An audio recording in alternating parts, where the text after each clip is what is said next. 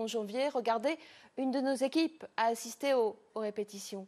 Reportage à Ronchin, Valériane Porcher et Serge Rosenstro.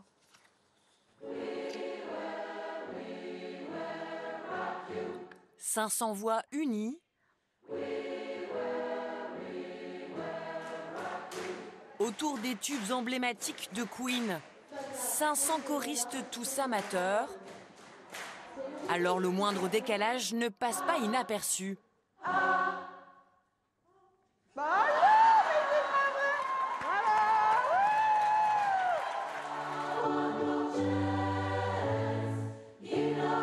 De 12 à 80 ans, tous ont été recrutés dans la région pour se produire sur scène autour d'un spectacle musical dédié à ce groupe mythique.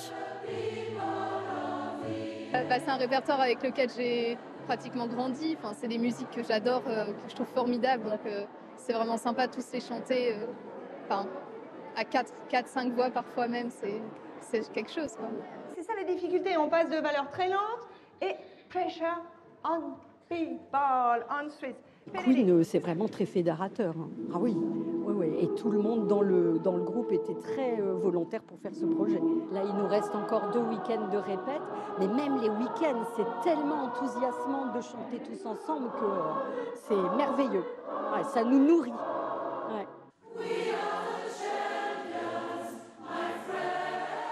Show Must Go On, We Will Rock You ou encore Don't Stop Me Now. Au total, ce sont 19 chansons de Freddie Mercury à connaître sur le bout des doigts. Alors ils s'entraînent sans relâche pour le concert de leur vie au Zénith de Lille. Le fait de se retrouver au Zénith, on va un peu flipper, quoi. Beaucoup d'émotions aussi. Ouais, beaucoup d'émotions, ouais, c'est sûr. Ce sera formidable, on va s'adapter, on est prêt à tout pour y être et pour profiter de tout ça et faire vivre aussi des émotions au public, faire plaisir au public. Évidemment, on a nos familles qui vont venir nous voir, donc voilà, c'est que du bonheur jusqu'à fin janvier, quoi. Il ne reste que quelques places pour leur représentation le 28 janvier prochain. Alors ne tardez pas trop si vous voulez assister à cette belle aventure humaine.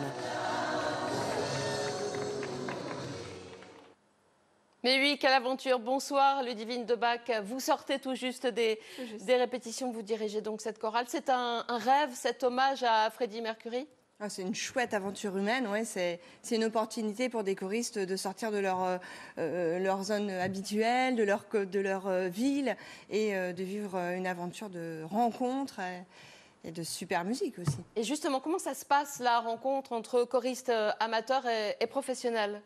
Alors pour l'instant, on peaufine, on prépare, on a encore un 3e week-end de répétition et ensuite... Et vous allez les rencontrer ensuite ? On va les rencontrer le jour J, pour tout vous dire. Donc voilà, on doit être bien prêt pour cet événement. C'est vraiment le concert d'une vie, comme certains l'ont exprimé. Alors certains n'ont pas l'occasion de rencontrer d'autres chorales dans leur pratique amateur à l'année. D'autres chorales, comme la mienne par exemple, on est fédérés, donc on rencontre des autres chorales régulièrement, jusqu'à 2-3 000 personnes, mais ce n'est pas le cas de tous ces choristes. Et en tout cas, c'est toujours vraiment très émouvant de rencontrer 5 000 personnes dans un zénith. Ce n'est pas courant. Alors justement, on fait un point sur les dates. On l'a dit, c'est un spectacle qui sera en tournée durant plusieurs mois dans toute la France. Et puis aussi, il y aura bien sûr ce rendez-vous à Lille. C'est le 28 janvier. Le 26 janvier, 2 jours plus tôt, ce sera Saint-Omer. Diriez-vous que ces chansons sont intemporelles ?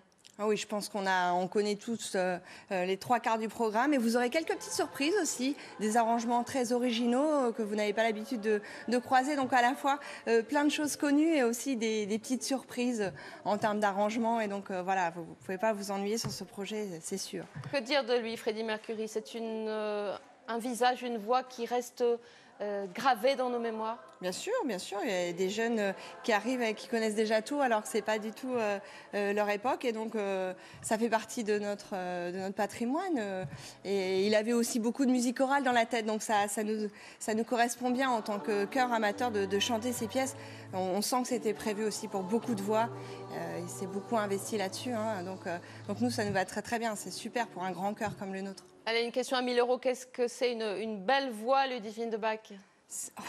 C'est une voix qui a envie de chanter avec d'autres voix, voilà, qui a la passion de faire de la musique ensemble, c'est la priorité. Voilà. Merci beaucoup d'avoir répondu à nos questions ce soir. Merci. On laissera passer Noah